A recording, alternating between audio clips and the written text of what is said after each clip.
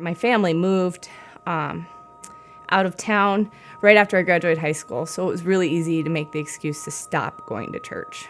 So about then, I had also started dating this boy.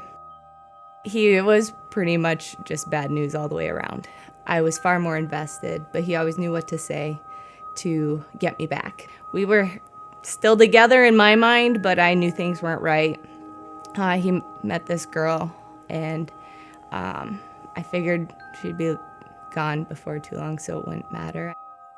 He was moving for work. And then when he did move, I actually did say, I think it's best if we split up for right now. With you being gone and, I'm young still, and we'll just see what happens after you get this work experience. And a few months later, I found out she was pregnant. And something should have triggered in my mind to walk away, but it didn't. He finally moved back when she was about to have the baby, and she had the baby. He'd still occasionally hang out with me. They got married. He'd still call me, and I should have said no. I end up meeting someone new. It was about 2004 when I met my husband. We get married, have future plans, and things were good, but they weren't ideal. He was a bartender and also an alcoholic, and that doesn't go well together. He got in trouble and went to treatment, and basically the next year was just a battle to stay sober, and it was more of a fight for him. And to still continue to work that job just boggled my mind. At one point I said, it's either the bar or me. And I asked him to move out and think about it. And a couple months later, I said, are you ready to move back? And he said, why? So it can be the same as it's always been. And so I knew it was falling apart. About that same time, it's a small town, you hear rumors, and we know a lot of the same people. And I hear that this girl from my past, who kind of took my boyfriend and who I had a very unfriendly relationship with, was now hanging out with my husband. I felt a prompting from God to start going back to church. I needed that relationship, but I still wasn't ready to make that commitment. I was slowly coming back to him, and he was preparing me for when I would need him. And that's when I really started working on forgiveness. I did not want to have enemies. I didn't want to hate.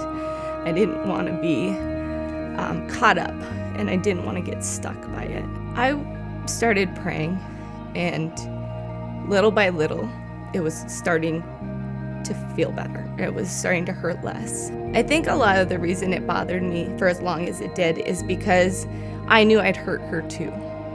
It wasn't just her hurting me. I hurt her as well. I didn't want to see her at church. I really didn't, but at the same time, I did, because I had this feeling that even though there was times I wanted to punch her in the face or shake her, I really loved her. I could see her hurt, and I wanted to help her. At some point there was forgiveness. I can't tell you exactly when it was, but I forgave her, and I forgave myself for what I did. But I always knew that if there was ever an opportunity, I felt like God said, you have to speak it to her. I think it was right after the first service.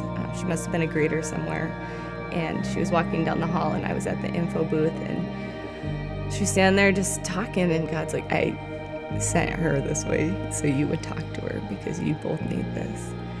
So I walked over to her, and I said, can I talk to you for a second? We went around the corner, and I just said, I just want to tell you that I'm sorry for everything that's happened in the past.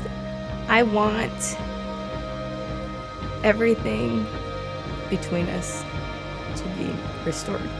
We weren't friends before, but I feel like we can be friends now and at least not hate each other. She looked at me and she's like, oh my gosh, I've wanted to talk to you so many times, but I don't know what to say.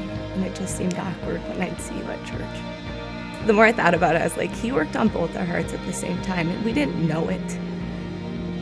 That, to me, is just amazing in itself.